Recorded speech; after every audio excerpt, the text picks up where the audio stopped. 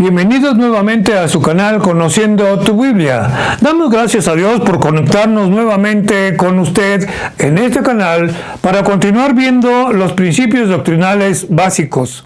Llegamos al final precisamente de este estudio, al final de la doctrina básica que hemos venido estudiando. Y si usted puede analizar, este texto va muy de acuerdo con el final de los tiempos. Antes de continuar, queremos agradecer su atención y les pedimos nuevamente se suscriba a este canal, accione usted la campanita para que reciba las notificaciones de este canal. También obséquenos un like, con eso usted nos apoya mucho. Comparta este material con toda confianza y también agradecer sus comentarios, ya que estos nos ayudan a mejorar. Al final del video aparece el correo electrónico donde usted nos puede enviar con toda confianza sus comentarios y con gusto les responderemos.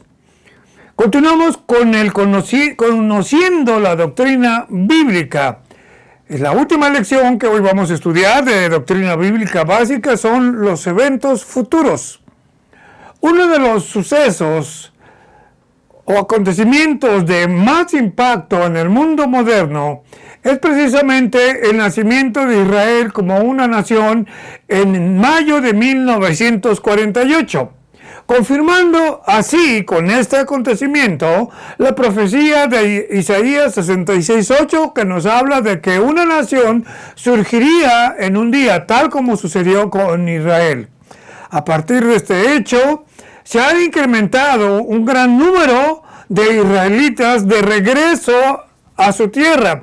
También, según dicho por el profeta Isaías, capítulo 11, versículos 12 y 13, donde dice: levantará pendón a las naciones, juntará a los desterrados de Israel, y desde los cuatro confines de la tierra reunirá a los esparcidos de Judá. Se dispersará la envidia de Efraín y los enemigos de Judá serán destruidos. Efraín no tendrá envidia de Judá, ni Judá afligirá a Efraín. Esto habla precisamente de que el pueblo de Israel actualmente está regresando. En 1948, a duras penas llegaba cerca de, en todo Israel, unos 500,000, 600,000, no llegaba al millón. Actualmente dice que está cerca de entre los 8 y 10 millones de habitantes en el país de Israel. Este es un acontecimiento que es un enlace de muchas profecías que faltan por cumplir, entre las cuales falta un acontecimiento por venir, y después de ese acontecimiento la gran tribulación. ¿Cuál es entonces ese acontecimiento y que los cristianos debemos esperar con gran alegría? Pues bien, este acontecimiento por venir es la segunda venida de nuestro Señor Jesucristo. Ese evento está contemplado, estos 7 años de gran tribulación o de tribulación, está contemplado en dos partes o en dos fases. La primera fase, donde inicia la tribulación, vendrá Jesús en las nubes, hecho que se conoce como el rapto, donde nos dice que Jesús vendrá en las nubes por sus santos. Es bien importante que usted entienda esta parte. Jesús viene por sus santos, como nos lo dice el texto de primera carta a los Tesalonicenses, capítulos 4, versículo 16 en adelante. Dice: porque el Señor mismo, escuche usted este texto, el Señor mismo con voz de mando, es decir, con una voz de orden, con voz de arcángel y con trompeta de Dios, descenderá de los cielos, y los muertos en Cristo resucitarán primero. Ahí está el orden. Luego, nosotros, los cristianos que vivimos, los que hayamos quedado después de ese momento, seremos arrebatados juntamente con estos muertos en Cristo. Estoy parafraseando el texto. Juntamente con ellos en las nubes para recibir al Señor Jesucristo en el aire, y así estaremos siempre con el Señor. como usted se da cuenta, este es un momento que estamos esperando, y nos dice finalmente en el versículo 18, por tanto, alentaos unos a los otros con estas palabras. ¿Con cuáles palabras? De que tengamos paciencia, el Señor ya está cerca. Esto será un retorno no visible para la gente incrédula. Dice también, primera a los Tesalonicenses, capítulo 5, versículo 2, porque nosotros sabemos perfectamente que el día del Señor, y no se refiere al día domingo, sino al día en que el Señor Jesucristo vendrá y hará con justicia, el día del Señor vendrá así como el ladrón en la noche, es decir, de una manera inesperada. Otro acto en este momento del rapto es de que Jesús no tocará tierra. Por eso dice el texto de 1 Tesalonicenses 4:17, luego nosotros, los que vivimos, los que hayamos quedado, seremos arrebatados juntamente con ellos, es decir, con estos cristianos que murieron antes que nosotros, con ellos en las nubes. El grupo de cristianos que murieron primero, luego nosotros los vivos, seremos arrebatados para estar con ellos en las nubes, para recibir al Señor Jesucristo y así estar siempre con Él. Entonces vemos que Jesús no tocará tierra. En la segunda fase, es decir, al final de la semana 70, al final de esos 7 años, aclaro, lo que vimos hace un momento del rapto es al inicio de la semana 70. Y aquí, en la segunda fase, al final de la semana 70 o fin de la tribulación, ahora sí, Jesús regresará visiblemente con sus santos. Primera a los Tesalonicenses 3:13 nos dice, para que sean afirmados nuestros corazones irreprensibles en santidad delante de Dios nuestro Padre en la venida de nuestro Señor Jesucristo con sus santos. Es decir, que una vez que se cumplan estos 7 años, ahora sí, todos los santos de antes y en el momento de nosotros, descendemos con el Señor Jesucristo. Y esto será visible para todo el mundo. Dice Apocalipsis 1:7, hay más textos los cuales usted puede consultar en su Biblia, pero Apocalipsis 1:7 nos dice, aquí que viene en las nubes y todo ojo le verá. Y los que le traspasaron, es decir, la gente de Israel o los judíos, los que le traspasaron, y todos los linajes de la tierra, es decir, todo el mundo, harán lamentación por él. Esto es estudio aparte, pero vale la pena que usted lo considere también. Ahora, su pie, es decir, Jesús, tocará tierra en ese momento cuando Él descienda en el monte de los olivos, que está justamente a un lado de lo que es la ciudadela donde estuvo antes la antigua Jerusalén. Zacarías 14:4 es un texto que nos dice, y se afirmarán sus pies aquel día sobre el monte de los olivos.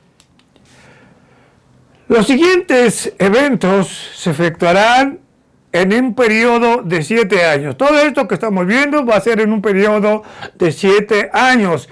Tiempo conocido como la semana 70 del profeta Daniel, misma que inicia con el rapto o arrebatamiento, según 1 Tesalonicenses 4:17, y termina en estos 7 años con el regreso visible de Cristo para establecer su reino milenial. En ese lapso de tiempo, es decir, en ese lapso de 7 años, acontecerán varias cosas. Primeramente, inicia la gran tribulación. Sí, ¿cuál es la gran tribulación? El periodo donde estará el anticristo, que primero ofrecerá paz y seguridad, y después a la mitad de esa semana vendrá una persecución tremenda contra el pueblo de Israel y contra aquel que no quiera usar el sello de la bestia. Luego tenemos el tribunal de Cristo, que es decir, el momento donde todos los cristianos serán premiados por su trabajo dentro de la obra de Jesucristo. No es un tribunal para condenación, es un tribunal para premiación. Dice el texto de Romanos capítulo 5, versículo 8, versículo 1, donde nos dice: ahora pues, ninguna condenación hay para los que están en Cristo Jesús. Es decir, nosotros vamos a estar ahí en este tribunal de Cristo para ser premiados conforme nuestras obras en el trabajo de la obra de nuestro Señor Jesucristo. Luego tenemos las bodas del Cordero. Usted lo va a ver más adelante en Apocalipsis 19. Luego, finalmente, la batalla de Armagedón, la cual nos narra el texto de Ezequiel 38 y 39. Pero lo extenso de este tema y lo breve del tiempo que estamos utilizando aquí, solo daremos un vistazo a cada uno de los principales eventos por venir. Ahora, si usted quiere saber más, en este mismo canal está todo el libro de Apocalipsis explicado verso a verso. Continuamos entonces con lo primero, el rapto. ¿Qué es el rapto? Este acontecimiento tiene como propósito evitar el sufrimiento de la iglesia. ¿Por qué? Porque habrá un sufrimiento, como dice Mateo 24, 21, que como nunca lo habrá habido, ni lo habrá. ¿Sí? Sus características, dice Apocalipsis 3:10, por cuanto has guardado la palabra de mi paciencia, yo también te guardaré de la hora de la prueba, es decir, de ese momento de tribulación que ha de venir sobre el mundo entero para probar a los que moran sobre la tierra.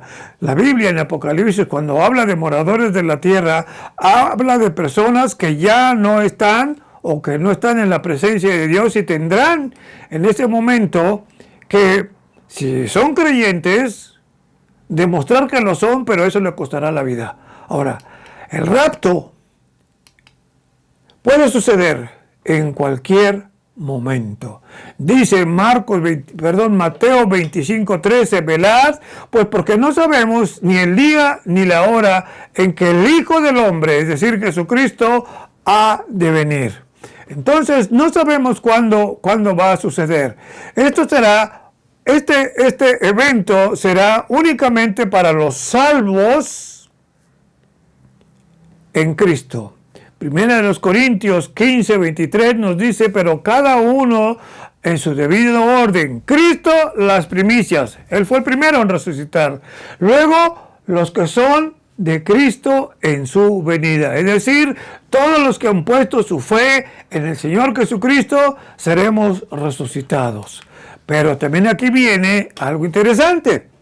No todos los creyentes morirán.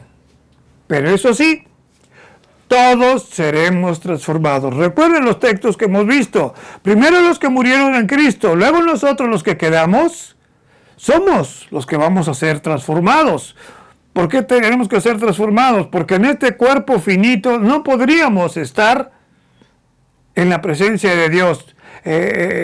Caeríamos, si usted me permite la expresión, fulminados. Dice Primera de los Corintios 15:50, 51, aquí les digo un misterio: no todos dormiremos, es decir, no todos moriremos, pero todos seremos transformados en un abrir y cerrar de ojos, es decir, será de una manera instantánea.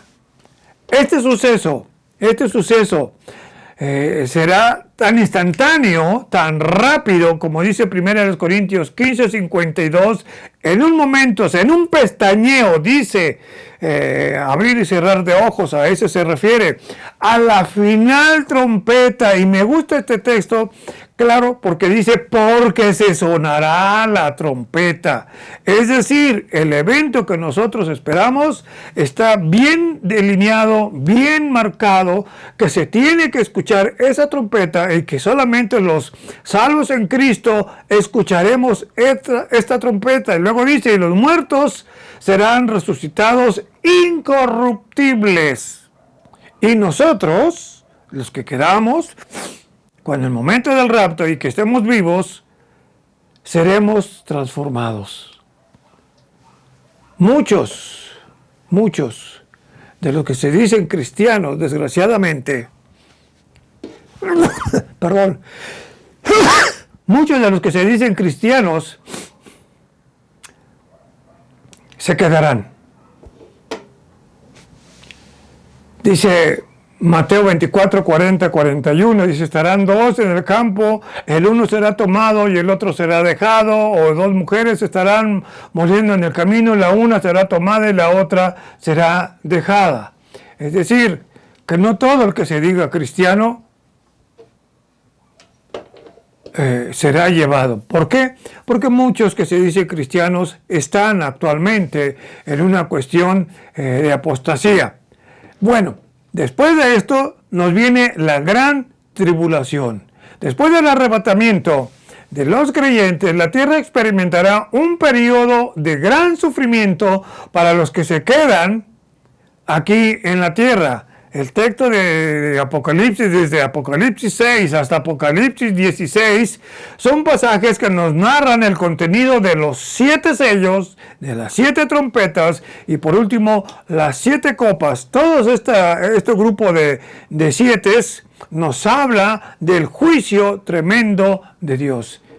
Pero para que el arrebatamiento y la gran tribulación se lleven a cabo, es necesario, escuche usted esto, así que no se asuste, es necesario la aparición de la apostasía. ¿Qué es la apostasía? Es apartarse de la verdad de Dios.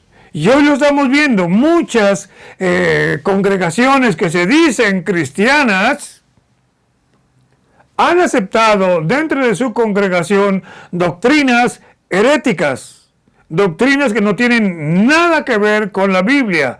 No tiene caso ahorita hablar de eso, pero usted se puede dar cuenta claramente que la Escritura nos dice que antes de que venga el anticristo, que aparezca el anticristo, va a haber mucha herejía dentro de la iglesia. Dice segunda a los Tesalonicenses, capítulo 2, versículos del 1 al 4, lo dice claramente, nadie se engañe, en ninguna manera, porque no vendrá, es decir, no vendrá el Señor Jesucristo, sin que antes venga la apostasía y se manifieste el hombre de pecado, el hijo de perdición, refiriéndose al anticristo, el cual se opone y se levanta contra todo lo que se llama Dios o es objeto de culto, tanto que se sienta en el templo de Dios como Dios, haciéndose pasar por Dios. Es decir, cuando venga esta persona, nosotros no lo veremos, porque seremos primeramente llevados. Este personaje, este nefasto personaje profetizado ya por Daniel en los capítulos 8 y capítulo 9, e incluso en el capítulo 12, hará cosas que nadie humanamente ha hecho, como es traer, o más bien prometer traer paz y seguridad. Miren lo que dice 1 Tesalonicenses 5, del 1 al 3, voy a leer el 2. Porque ustedes saben perfectamente que el día del Señor vendrá así como ladrón en la noche, es decir, repentinamente. Que cuando digan, esto es importante, que cuando digan, no cuando haya, es decir, cuando prometan paz y seguridad, entonces vendrá sobre ellos destrucción repentina, como los dolores a la mujer encinta. Es algo inevitable lo que viene. Esta paz y seguridad ficticia ofrecida por el anticristo, según segunda a los Corintios 2:3, será solo por 3 años y medio. Después, en el siguiente periodo de 3 años y medio, es cuando viene la tribulación, tiempo conocido como la gran tribulación, es decir, magnifica este hecho por todo lo que viene. Es cuando viene lo peor. Este malvado ser demandará culto y adoración para sí mismo como si fuera Dios. Lo acabamos de leer, ya lo vimos en 2 Tesalonicenses, capítulo 2, Nadie se engañe, porque de ninguna manera vendrá sin que antes venga la apostasía y se manifestará ese hombre de pecado, el hijo de perdición, el cual se opone y se levanta contra todo lo que se llama Dios o es objeto de culto, tanto que se sienta en el templo de Dios, es decir, en ese templo que se va a construir, ese nuevo templo, y se hace pasar por Dios. Luego, Daniel 9:27, si usted lo tiene allí en su Biblia o lo anota, dice, y por otra semana confirmará el pacto con muchos, es decir, con muchas naciones.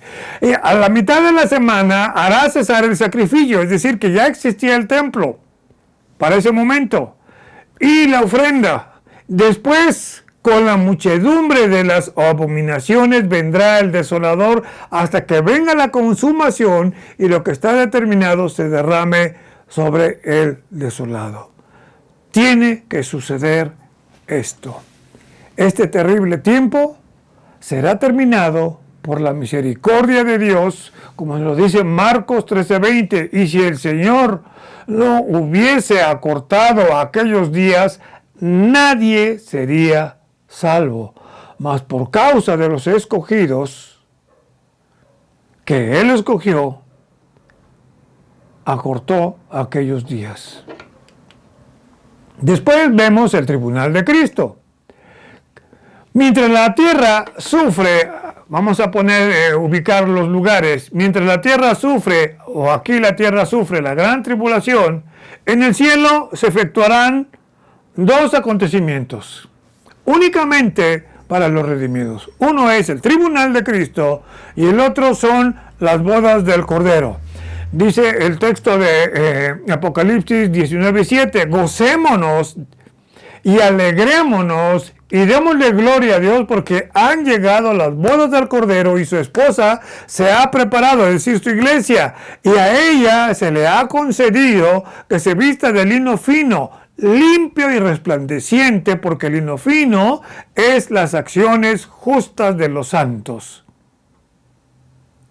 Luego, en 22:12, ve usted lo que dice 22:12, he aquí, al final ya del libro, he aquí yo vengo pronto, y mi galardón conmigo para recompensar, es decir, para premiar a cada uno de los creyentes según sea su obra. Hace un momento lo dije y hoy lo vuelvo a repetir. El tribunal de Cristo no es un lugar para condenación, pues los creyentes ya hemos sido justificados, pues habiendo depositado nuestra confianza en Jesús como nuestro Salvador, somos entonces justificados por la fe. Repito el texto de Romanos 8:1, ahora pues ninguna condenación hay para los que están en Cristo Jesús, los que no andan conforme a la carne, sino conforme al Espíritu. Entonces, mi querido hermano, si usted ha trabajado en la obra de Dios, en lo que sea, tal vez colocando sillas ahí donde usted se reúne, tal vez limpiando el templo, el lugar, el recinto donde usted se reúne, tal vez evangelizando, tal vez usted apoyando a algún misionero, tal vez enseñando a los niños, tal vez predicando, tal vez ayudando a los hermanos, toda esa obra, Dios se la recompensará. Nada se le pasa al Señor de lo que usted ha hecho. Por tanto, entonces es un evento que solo concierne a los creyentes para galardonar, es decir, para premiar y someter a juicio sus obras. Aquí viene otra cosa interesante. Someter a juicio las obras que usted dice. Usted dice, 2 Corintios 5:10, porque es necesario que todos los creyentes comparezcamos ante el tribunal de Cristo, para que cada uno, permíteme señalar, cada uno reciba según lo que haya hecho mientras estaba en el cuerpo, es decir, mientras estaba vivo, y lo que haya hecho, sea bueno o sea malo. El propósito de Dios con este evento no es juzgar a sus hijos por sus pecados. Ya fuimos juzgados en la cruz. Recordemos una vez más Romanos 5.1 y Romanos 8.1. Sino más bien este tribunal es para recompensar su servicio a aquellos hermanos por las cosas hechas en el nombre de Jesús. Y dice 1 Corintios 15.58, así que hermanos míos, estad firmes y constantes, creciendo en la obra del Señor, siempre sabiendo que nuestro trabajo en el Señor no es en vano. Luego tenemos la segunda, en Efesios 2:10, porque somos hechura suya, creados en Cristo Jesús para buenas obras, las cuales Dios preparó de antemano para que anduviésemos en ellas. Aquí hago una aclaración. Las obras no son para salvación. No sirven para salvación.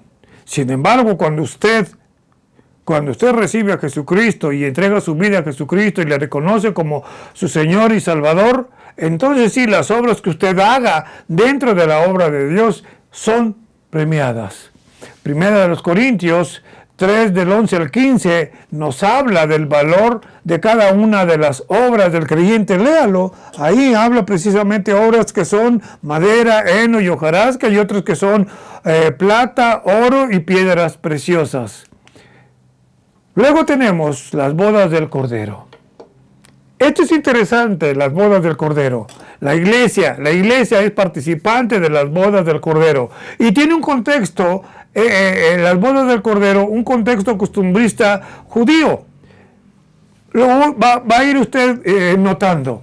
El lugar de las bodas es precisamente el cielo. Dice Apocalipsis 19:1, después de esto oí una gran voz o una gran multitud en el cielo que decía, aleluya, salvación y honra y gloria y poder son del Señor nuestro. Hay un gozo por eso, porque ya viene.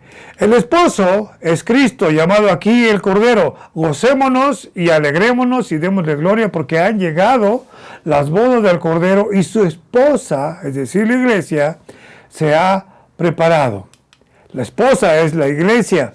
Dice, y a ella se le ha concedido, es decir, se le ha dado ese privilegio, esa autorización, se le ha concedido que se vista de lino fino, limpio y resplandeciente. Ahora vea usted esta última parte, porque el lino fino es las acciones justas de los santos. Por eso es que usted, cuando esté en la presencia de Dios, va a ser juzgado de las acciones justas que usted haya hecho en nombre del Señor. Calidad de la esposa. ¿En qué calidad tiene que ir la esposa? La esposa es limpia, es santa, es sin mancha y sin arrugas. De esto nos habla Efesios 5, 22 y 23, dice, porque el marido es cabeza de la mujer, así como Cristo es la cabeza de la iglesia, la cual es su cuerpo. El cuerpo es de Cristo, y Él, es decir, Jesús, es su Salvador. Entonces, ¿cómo debe ser la iglesia? Limpia, santa, sin mancha, sin arruga. Este evento de las bodas del Cordero se encuentra ya preparado, según Mateo 22, del 2 al 4, que nos dice, y la esposa, que es decir, la iglesia, debe de estar debidamente ataviada y embellecida.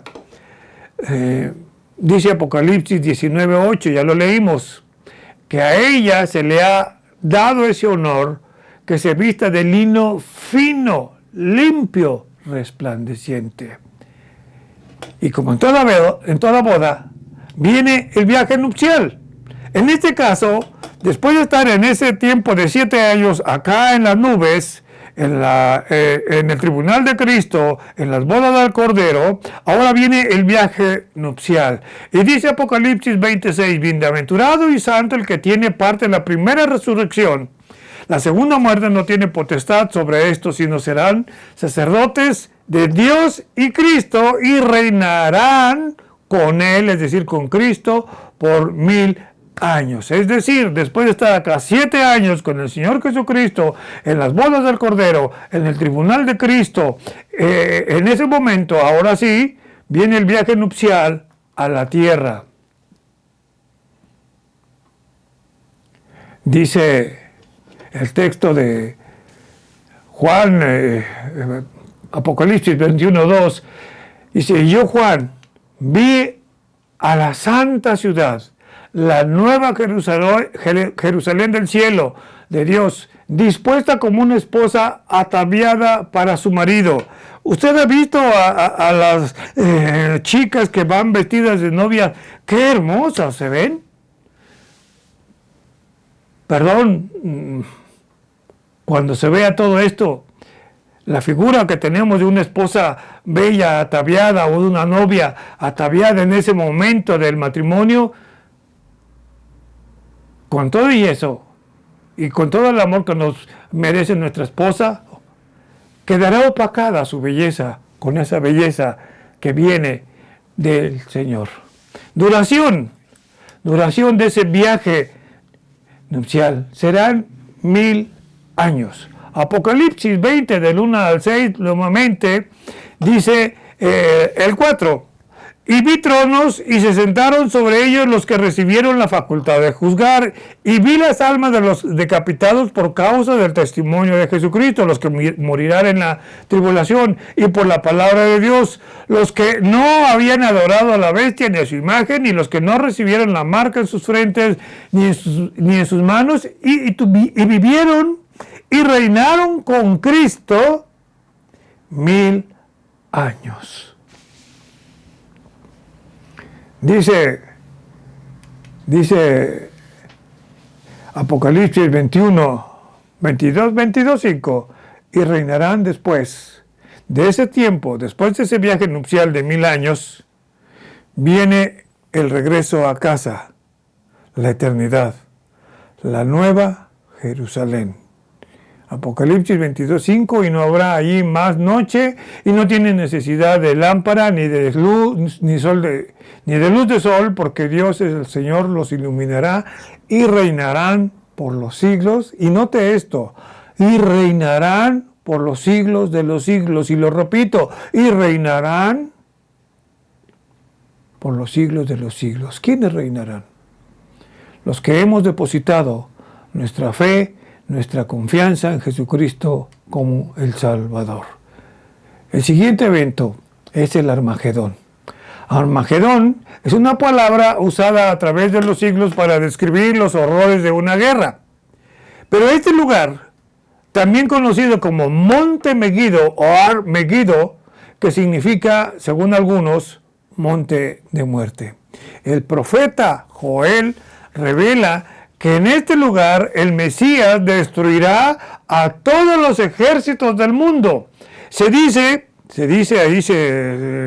como una especulación, no lo estoy confirmando, que en este lugar el famoso líder de ejércitos franceses, Napoleón, dijo que aquí en este valle bien caben todos los ejércitos del mundo.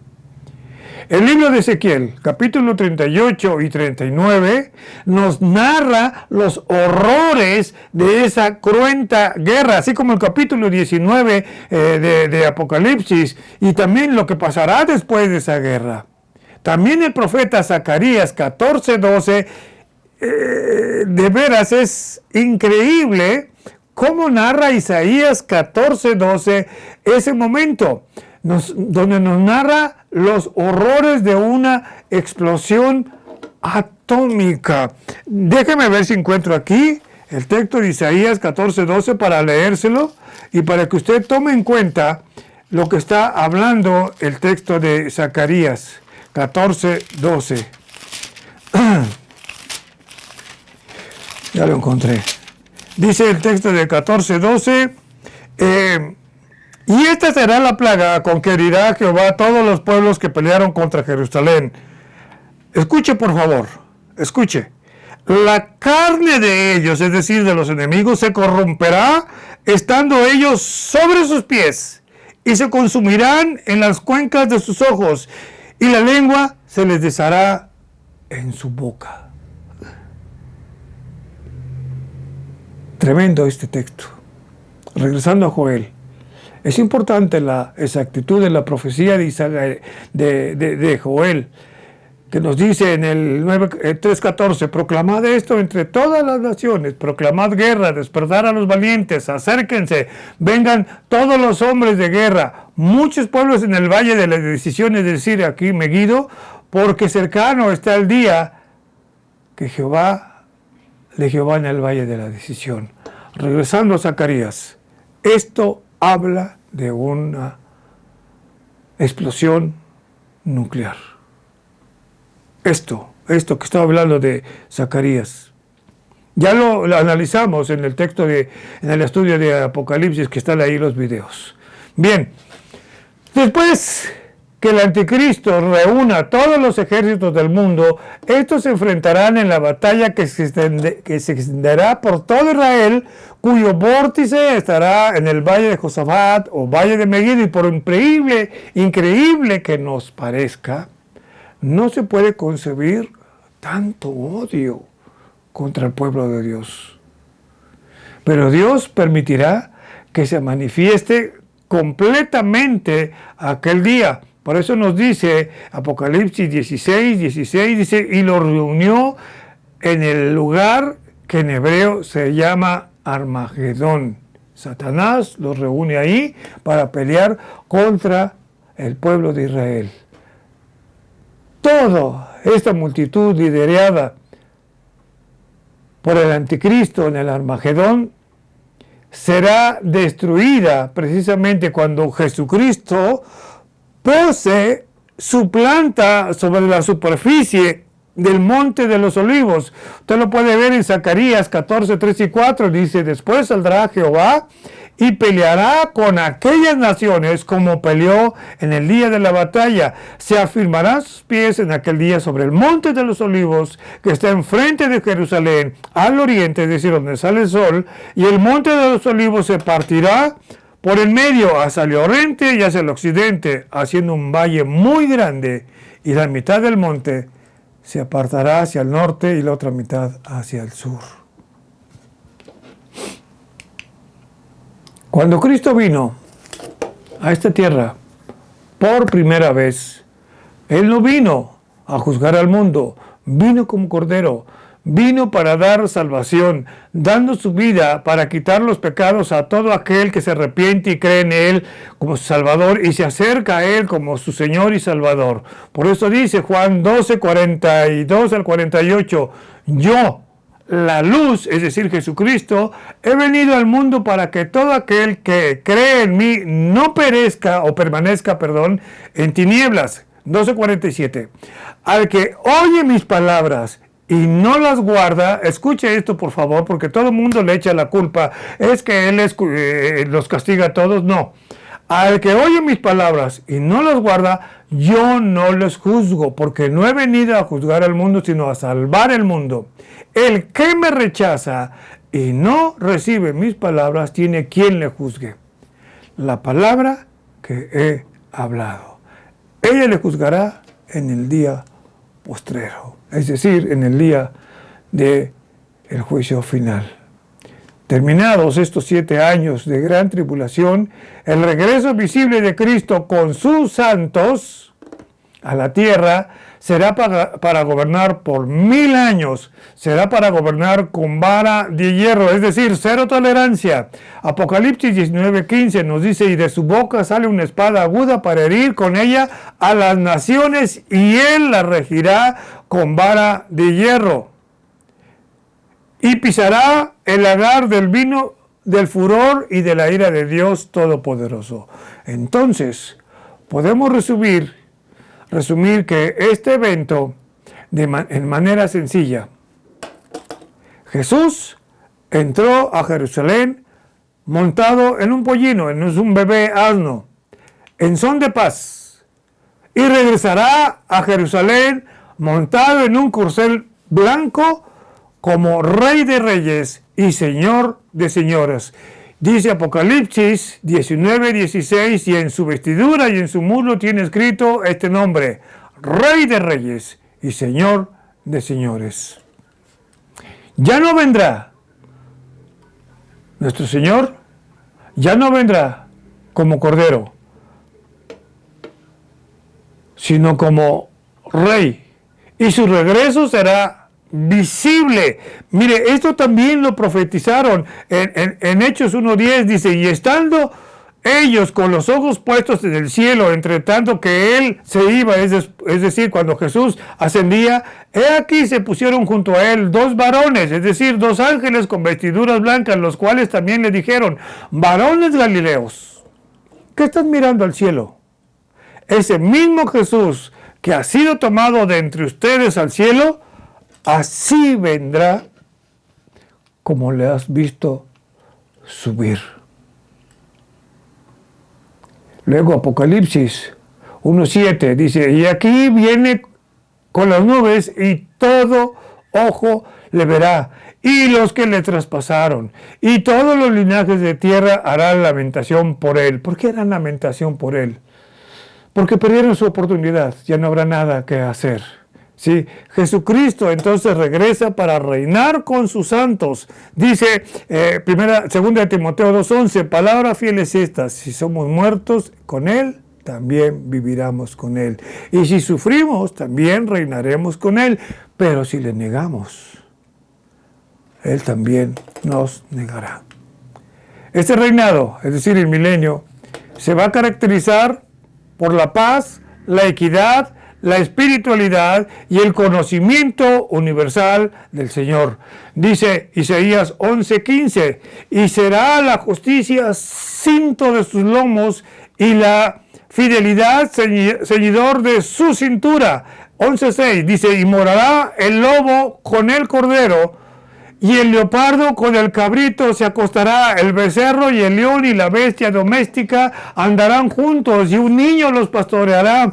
11:7 de Isaías, la vaca y la osa pasarán, sus crías se echarán juntas, y el león como el buey comerán paja, y el niño de pecho jugará sobre la cueva del aspi, y el recién destetado, extenderá su mano sobre la caverna de la víbora. No harán mal ni dañarán en todo mi santo monte, porque la tierra será llena del conocimiento de Jehová, como las aguas cubren al mar.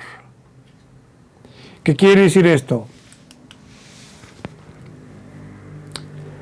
Que el mundo será transformado. El león pasará con el cordero. El niño jugará con la serpiente.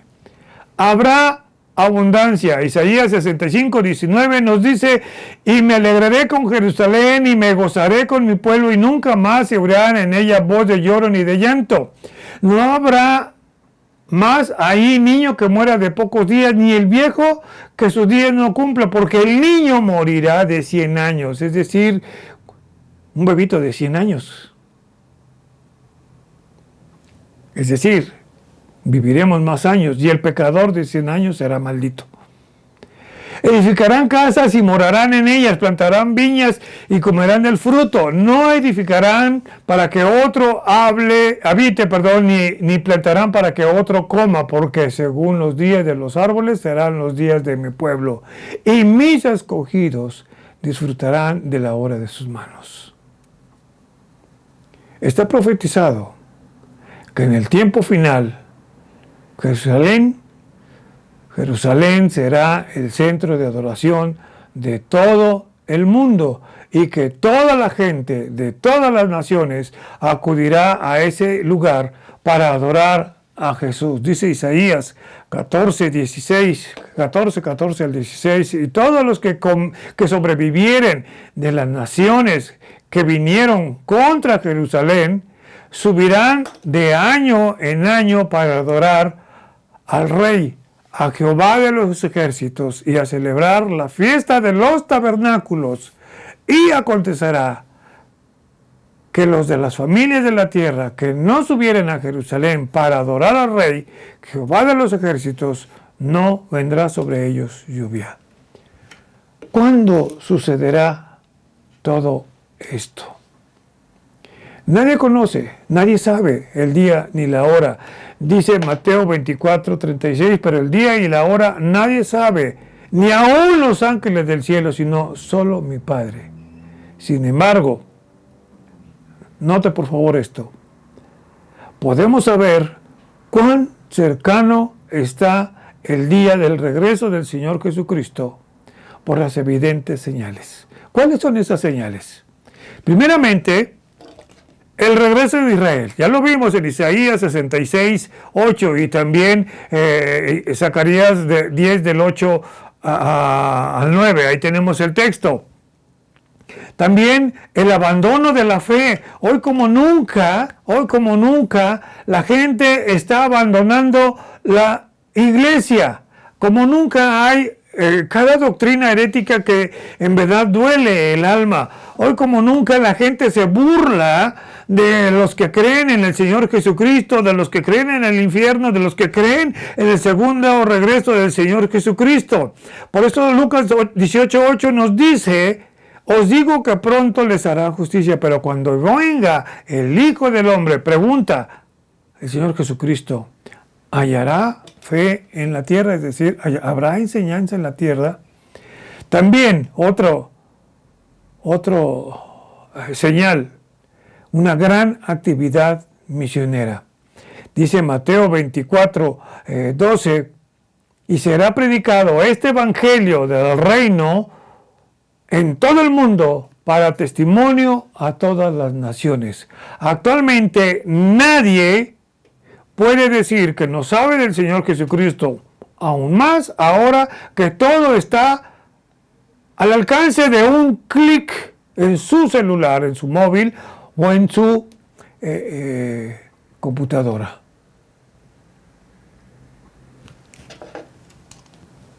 El aumento de la ciencia.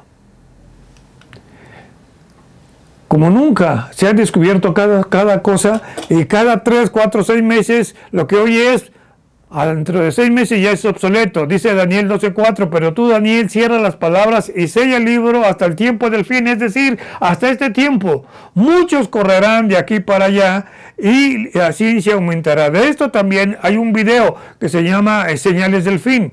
Usted puede investigar esto.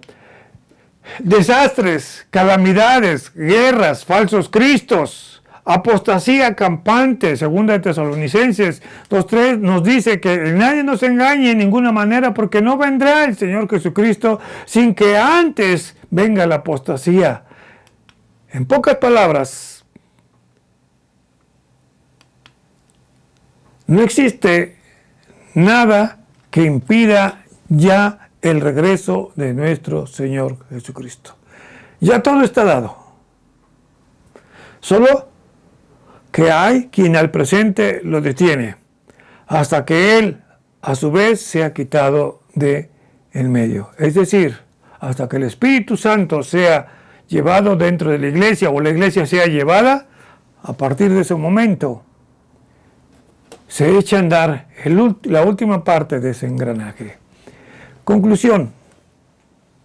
Dios tiene ya todo el escenario listo, pero nos falta un evento, que es el arrebatamiento de la iglesia y la manifestación del hombre de pecado. No podemos ni debemos estar como meros espectadores de un mundo caótico, contemplando pasivamente cómo el mundo se pierde. Sabemos que Cristo nos tiene aquí con un propósito. Dice: así que, hermanos míos, amados, estad siempre firmes y constantes, creciendo en la obra del Señor, siempre sabiendo que vuestro trabajo en el Señor no es en vano. Luego, 1 Tesalonicenses 5:6 nos dice: no durmamos como los demás, sino que velemos.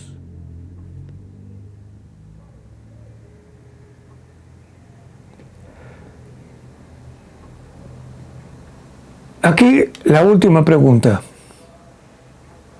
Ya que has escuchado todo, y de esto hay un soporte todavía más de varios videos que hablan de lo mismo del libro de Apocalipsis en este canal, te hago la pregunta: ¿estás listo para el rapto?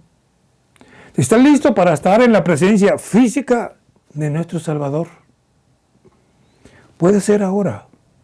puede ser en un momento, puede ser, ya no hay nada que lo detenga, nada. Lo estamos viendo ahorita con el conflicto que hay entre Rusia, Ucrania, y que ahora se quiere meter China, y que ahora se quiere meter Irán, y bueno, todo marca que esto ya se está cumpliendo. Te pregunto nuevamente, mi querido escucha, ¿estás listo?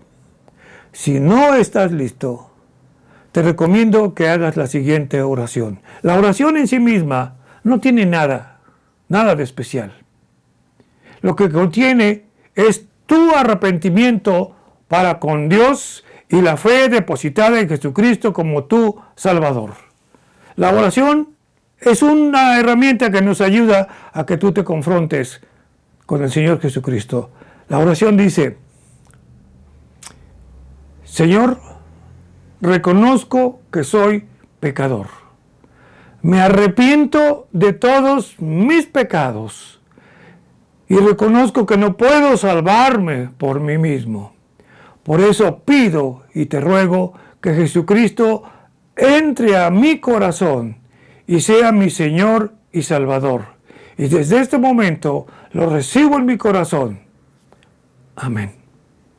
Si tú hiciste con sinceridad esta pequeña oración, lo hiciste genuinamente, haciendo ese propósito de no volver a esos malos caminos, ten la seguridad que Jesucristo está en tu corazón, y cuando esto suceda, tú estarás en su presencia. Maranata, Cristo viene. Puede ser ahora, puede ser mañana, pero lo que viene ya es inminente. Dios te bendiga, y una vez más, gracias por su atención, y déjenos sus comentarios. Vamos a continuar. Aquí acabamos y concluimos las doctrinas básicas de la Biblia. Déjenos sus comentarios allí en el correo, y recuerde, la tierra tiene que ser llena del conocimiento de su gloria como las aguas cubren el mar. Y para que esto suceda, comparta este material. Una vez más, que Dios les bendiga y nos vemos el próximo domingo. Bendiciones.